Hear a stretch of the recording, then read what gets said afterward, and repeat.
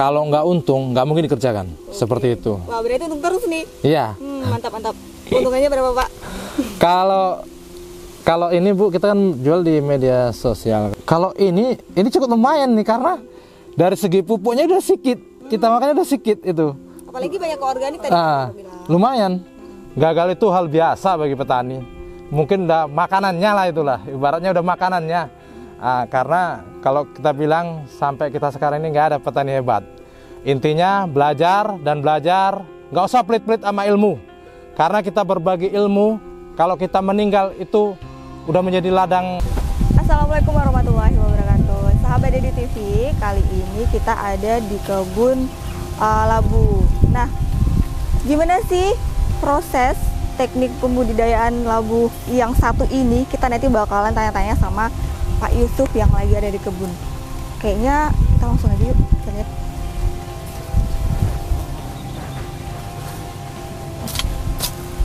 Assalamualaikum Pak. Waalaikumsalam.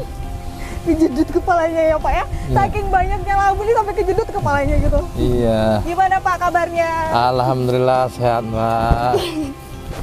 Nah Pak, ini tadi kan saya masuk ke sini tuh kayaknya buahnya banyak banget. Kita mau tahu dong gimana sih teknik pembudidayaan labu madu ini sendiri, dari mulai tanahnya gitu awalnya gimana Pak? Ya, dari dasarnya kita gemburkan tanahnya, terus pakai kotoran ayam petelur ya. Yang kita pakai kotoran ayam petelur dengan ukuran satu goni itu jadi 15 lubang. 15 lubang, terus dikasih sedikit NPK Mutiara, sedikit aja. Kalau ini kita nanam 40 lubang. 40 lubang, ini dasaran NPK-nya cuma 1 kilo. Terus kita kocor. Bisa dibilang ini termasuk pola organik ini. Termasuk nggak pakai bahan kimia.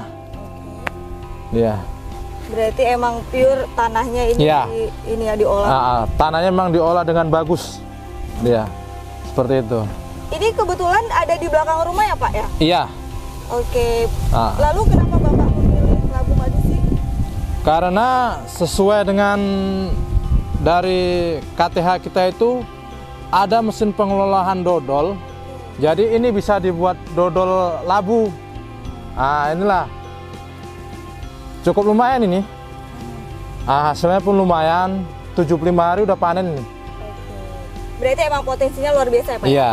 Dengan ada labu, terus kita ada pengelolanya itu sendiri. Iya. Nah, terus Pak, ini labunya udah berapa usianya? Ini usianya udah sekitar 70 hari, 5 hari lagi udah panen. Yang ini, 5 hari lagi. 5 hari lagi ya. Banyak banget loh ini Pak. Alhamdulillah banyak. Memang selama ini kita ngembangkan di pertanian ini nggak labu madu aja. Lain-lainnya seperti semangka, cabai. Cuma kita juga memikirkan turunannya. Jadi nggak kita jual mentah gitu aja, kita harus mempunyai turunannya seperti semangka. Bisa kita jadikan sirup semangka, jeli semangka, bahkan kulitnya itu bisa jadi manisan semangka. Seperti itu dia. Benar-benar berarti emang pengembangannya itu banyak ya. Jadi satu produk bisa menjadi beragam. Iya. Satu buah menjadi beragam gitu ya Pak ya. Ya seperti itu. Macam semangka itu ataupun ini bisa kita manfaatkan. Ini untuk kompos bisa. Nanti kalau udah mati bisa untuk kompos. Di situ pun ada memang untuk tempat komposnya kan. Jadi kita manfaatkan. Kalau labu madu ini memang kita masih mencoba budidaya. Ya insya Allah pasar pun kita menemukan. Cuma yang pastinya kita bisa udah menciptakan turunannya. Seperti dodol tadi kan, dodol labu kan gitu. Mungkin bisa juga nanti ke depannya kita buat keripik labu. Itu dia. Bagus tuh. Iya. Keren banget, keripik ada juga ya. Bener-bener banget Pak. Terus kalau labu ini sendiri gitu harus pakai penyemprotan atau penyiraman gitu Pak? Penyiraman tetap. Kalau penyemprotan memang semalam kita antisipasi dengan tanaman jagung manis, jadi penyemprotannya kita agak kurang. Karena hama itu begitu jagung manis itu berbunga, dia pindah di situ. Oke. Kalau hama-hama di labu madu ini nggak pala banyak dia, Mbak, bisa dibilang. Cuma intinya saya juga berpesan kepada petani-petani kita, nggak ada petani hebat. Intinya semua juga belajar dan belajar. Nah, itulah dia. Belajar, mencoba, belajar. Iya. Coba. Karena kita memang jadi petani udah lama. Bisa dibilang saya dulu, pengalaman saya nih ya, cerita pengalaman saya. Pengalaman saya dulu kelas 3 SD itu kita udah bertani. Seperti nanam kangkung, sawi, bayam, timun. Nah, itulah di situ. Gagal itu hal biasa bagi petani. Mungkin udah makanannya lah, itulah. Ibaratnya udah makanannya. Karena kalau kita bilang sampai kita sekarang ini nggak ada petani hebat. Intinya belajar dan belajar. Nggak usah pelit-pelit sama ilmu. Karena kita berbagi ilmu, kalau kita meninggal itu udah menjadi ladang pahala buat kita. Nggak usah pelit-pelit. Kalau kita memang punya ilmu, orang bertanya, nggak usah kita pelit-pelit lah untuk apa? Untuk memberitahu. Malah lebih sharing.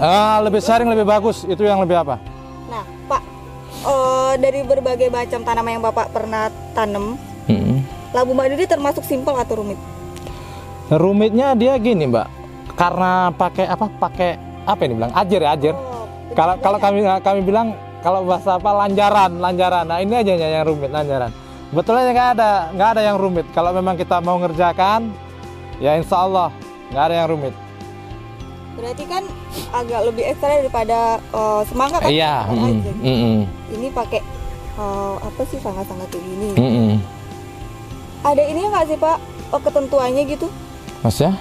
Ininya tuh ketentuannya harus berapa jaraknya antara ini dan ini gitu? Oh. Jarak tanam. Gitu. Kalau jarak tanam, kalau labu madu ini kita buat 2,5 meter. Panjang kemarinya, lebarnya 3 meter.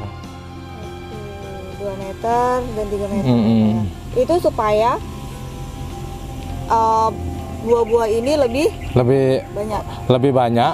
Cara kerjanya pun kita lebih mudah. Kalau dia rapat, begitu rapat nanti buahnya sedikit. Kita udah 3 kali nanam ini kan. Hari itu ya kita coba dengan trik masing-masing lah ya kan. Waktu itu dengan jarak dekat itu buahnya sedikit. Kita coba lagi jarak lebih jauh lagi, rupanya lebih pasnya itu 2,5 meter ke 3 meter. Itulah baru lebat dia buahnya. Ini udah tanam labu yang keberapa Pak? Udah ketiga ini. 3. Sebelumnya itu pernah sampai gedenya itu sampai berapa kilo? Kalau labu madu ini gedenya standar ya. Standarnya kecil juga nggak terlalu, gede. Iya, gede nggak terlalu. Dan labu madu ini memang banyak diminati oleh kaum ibu-ibu. Kalangan mama lebih suka ini dibandingkan walo. Ini. Karena ini bisa jadi kolak. Iya. Jadi ini dia Mbak? Manfaatnya banyak ini. Bahkan semalam wakil bupati bilang buat diet bisa nih loh. Apa? Diet. Lambung. Okay. Jadi direbus gitu ya? Iya, direbus gitu aja. Manis rasanya. Oke, kalau ciri-ciri ini udah tua itu gimana sih Pak? Ya, seperti ini dia, Bu. Ini ciri-ciri udah tua ini, dan beneran tua ini ada kering. Oke, ini kalau ini belum ini. Kalau ini masih muda ini. Biasanya serentak nggak Pak? Enggak Bu, ini enggak serentak dia. Oke, berarti nanti pas panen 5 hari itu nggak semuanya bisa diambil? Nggak bisa diambil Bu, nggak semuanya bisa diambil. Mungkin ada yang mau puasa juga ini ada. Oke. Terus untuk pemanenannya sendiri Pak, ada tekniknya nggak? Ada. Yang benar, baik. Tekniknya kita beri contoh ya. Sebetulnya pakai parang ini. Oh, ini udah bisa diambil? Udah. Seperti ini aja. Nanti Mbak pulang. Wah, terima kasih banget ini. Ini berapa kilo ya kira-kira ya? Itu 2 kilo lebih itu. Nah, kalau pemasarannya sendiri gampang nggak Pak? Kalau untuk saat ini memang untuk labu madu pemasaran kita kalau untuk skala besar itu agak susah. Cuma kalau skala-skala segini pas lah ini. Memang dia di bulan-bulan puasa memang banyak ini orang nyari ini.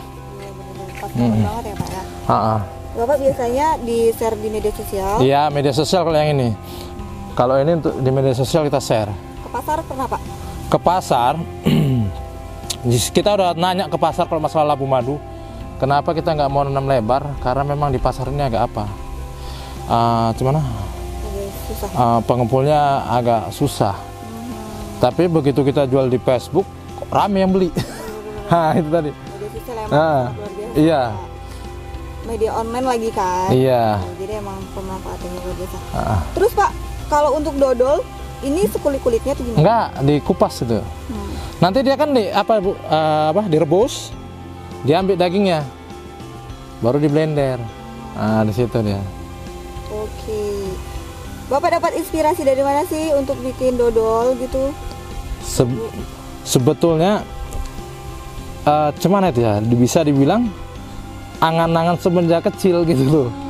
Jadi ada juga tipe-tipe pengusaha gitu. Jadi dulu sempat gini juga. Kadang dulu kita pernah kan di kampung itu, waktu kita masih kelas 5 SD sampai kelas 6, ada tetangga kita nanam semangka. Nengok semangka itu kan amperannya itu kok dibagi-bagikan, dipikir kok nggak dimanfaatkan kan gitu. Nah, jadi sempat juga terpikir apa nggak bisa ini dibuat olahan gitu kan, seperti keripik semangka. Setelah besar segini, saya pernah pelatihan buat keripik semangka. Nah itu kan nggak masuk akal tuh ceritanya itu. Nah, tapi memang terjadi keripik semangka. Jadi ini juga bisa dijadikan keripik. Iya bisa. Oke. Terus Pak, kalau bicara modal nih besar nggak sih untuk bikin kebun? Kalau untuk bikin kebun, ya namanya modal itu besar, ya Bu. Nggak ada modal yang kecil kan gitu. Hah? Kalau nggak untung, nggak mungkin dikerjakan. Seperti itu. Wah, berarti untung terus nih. Iya. Mantap. Untungannya berapa Pak? Kalau ini Bu, kita kan jual di media sosial. Kalau macam semangka kita tahu keuntungannya berapa. Kalau semangka itu dalam tanaman 1000 pohon, itu satu pohon menghabiskan, kalau sekarang 12.000, 10.000 sampai 12.000. Berarti kalau 1000 pohon sekitar 12 juta, ya kan? Kalau satu pohon kita bisa dapat 7 kilo, berarti 10.000 pohon tadi dapat 7 ton. 7 ton dengan harga kami semalam jual itu 5.000. Berarti 5 kali 7 berapa tuh? 35 juta. Dipotong 12 juta. Itu. Luar biasa ya, berarti 2 kali potong. Iya. Seperti itu. Cuma kan ya tadi namanya bertani perlu ketekunan, keyakinan, kesabaran, ikhlas harus. Seperti itu. Iya. Wah, luar biasa banget nih Pak. Jadi Bapak ini 40 batang tadi ya? Ya. Itu kira-kira ini udah balik modal nggak? Kalau ini, kalau modal Bu, kalau ini cukup lumayan nih karena dari segi pupuknya udah sedikit, kita makannya udah sedikit itu. Apalagi banyak organik tadi. Lumayan, karena kita memakai insek sama pungi itu 2 kali itu paling berapa? Ini cuma satu sprayer, ini satu cap. Penyemprotannya cuma satu cap ini, 40 batang. Kalau ini lumayan nih. Terus ini Pak, kalau dari satu batang ini bisa diprediksi nggak sih berapa buah gitu yang bisa satu batang ini Bu, 45 ada nih Bu. Satu batang 45 buah? Oke. Berarti apa sih Pak yang harus diperhatikan dalam pembudidayaan labu madu ini? Ini apa? Lalat buah itu perlu diperhatikan.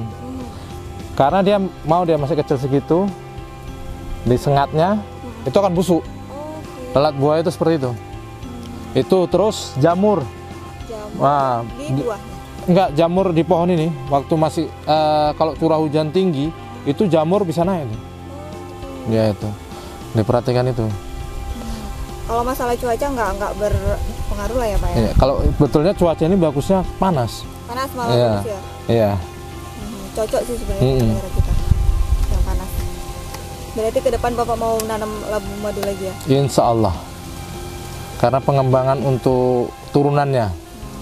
Oke Pak, kayaknya tanya-tanyanya udah semua kita kupas deh Pak. Tapi nanti kalau misalnya ada teman-teman penonton yang pengen nanya bisa dong nanya ke Bapak. Bisa. Pemesanan juga bisa ya? Bisa. Bisa banget. Langsung ke Dayun nih kayaknya.